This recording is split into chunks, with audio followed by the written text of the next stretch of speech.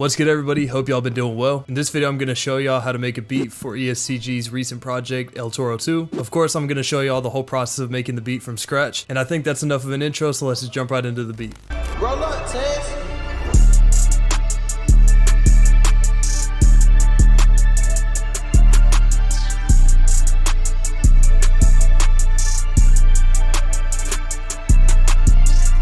So by the looks of the sample, you can already tell it's relatively simple. So for this sample, I chose a tempo of 150 beats per minute. Usually something between 150 and 170 would work for these types of loops. For my first sound, I got this pad type of sound from my boy Marco's Wizard kit, which I believe is free, so I'll leave a link in the description for that. So going into the pattern, just looking at it, it's just a super simple chord type of melody. So the scale I'm using is F minor. So how I constructed this pattern was actually pretty simple. So I started with the root note, which is F. Then I moved up to the fifth note of the scale. So for counting from F, including it, it's 1, 2, 3, 4, and the fifth note in C. I have these notes extending for 4 measures, and then I copied it over using Control B. And then for the top melodies, I put in the second note in the scale, which is G. This is pretty much the same thing as a regular minor chord, where it's the first, third, and fifth note in the scale, except I'm just dropping this down 1/2 step. And from there, I just put it up by 1 octave. And then I shortened this down to 1.5 measures. Then I put down this upper octave F just to change it up a little bit. And then I copied this over and shorten this again, and instead of having this F, I shortened it a little bit more and put down G sharp and A sharp. Once I had that, I copied over the top notes. The only difference is I took out this A sharp and then moved the G sharp over and extended that, and that's pretty much the entire pattern. And this is what it sounds like by itself.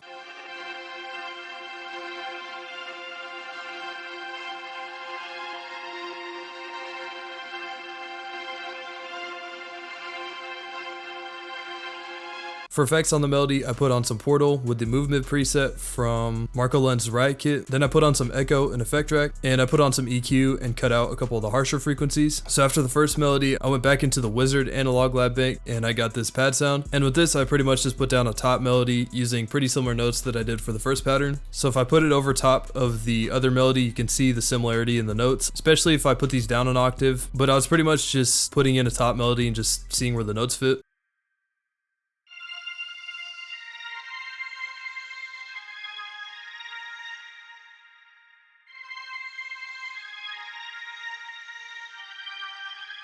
And then for the next melody sound, I went and got the Synth Strings, again from the same Analog Lab Bank. I just put in these 2 notes to accent what we already have. The notes are C and F, so the fifth and the first note in the scale.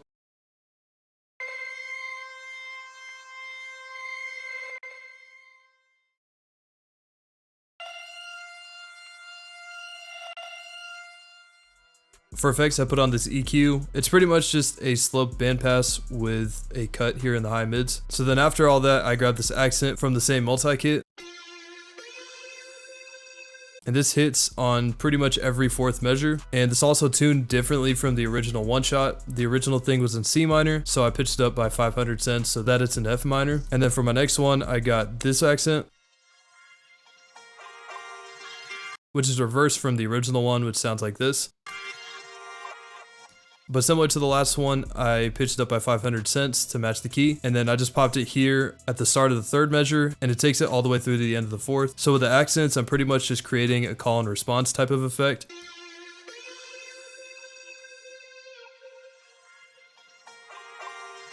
And this pretty much just repeats for majority of the loop. And then for my last sound in the loop, I just got this synth bass. And I just put down a couple notes, and I used a pretty basic and pretty common bass note pattern where I'm using the root note and the 6th note in the scale.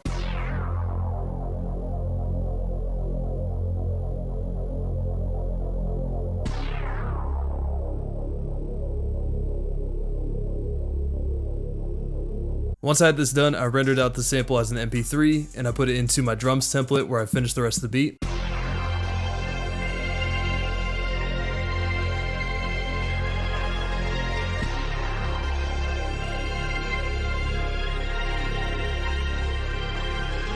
Right before I rendered the loop out, I put some sound shifter on the master, which pretty much just pitches the sample up or down, and I put it down by 2 semitones or 2 half steps. So the key of the loop when I rendered it out was D sharp minor. Now in the second project file, I originally set the tempo to 150, and I set the mode on the sample to stretch, and then I pitched it down by 1/2 step. So the key of the drums in the final beat is in D minor. And also after that, I put the tempo up to 156 just because I wanted the drums to be a little bit faster. So the first couple drum sounds I got were this combo clap and this snare. and also pitched the snare up by 40 cents. And I just took both of these and put them down on the third beat of every measure.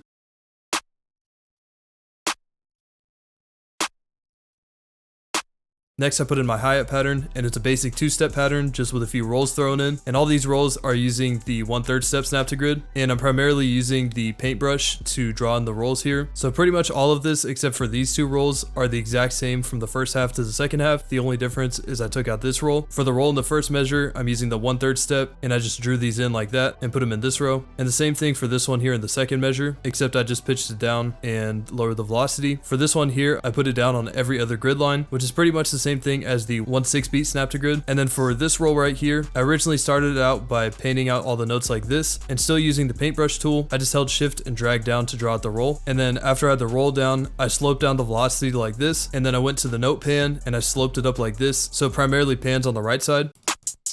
And like I said before, I pretty much just copied and pasted this over from the first half. The primary difference is this roll right here, which is pretty much this exact roll. All I did was hit Alt-Y to reverse it so that it ascends instead of descend. And I moved it up a little bit so that it's up to that level. And in the note pan settings, I had it pan on the left side instead of the right.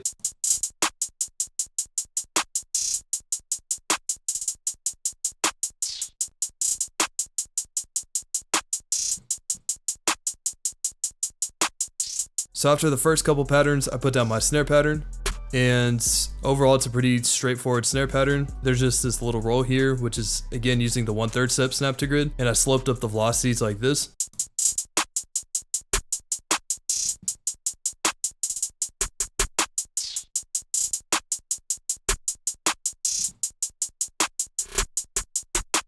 Then after the snares, I put down my open ats, and also kept these simple too. I just have these hitting on all the odd measures on the first beat, and then on the second and the sixth measures, I have it hitting on the second beat.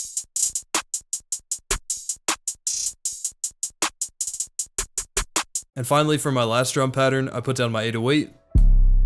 This is like a spins type of 808 with a little bit of modification to it. As for the notes, it looks really similar to the synth bass. It pretty much is. It's using the first note and the sixth note in the scale. The primary difference is that there's multiple notes instead of just one holding out for the 4 measures. But overall, I just kept it really simple just because there's a lot melodically going on. But overall, this is what the 808 sounds like in context with the rest of the drums.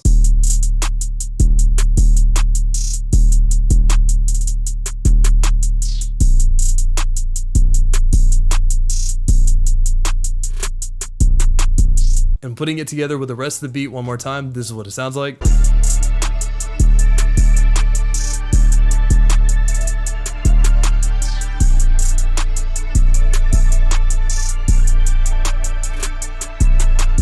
Alright, so that's going to do it for me. Thank you for tapping in and watching all the way through to here. I just dropped a recent multi-kit, so I'll leave a link in the description for that. But that's going to wrap it up for this one, and I'll see y'all in the next video.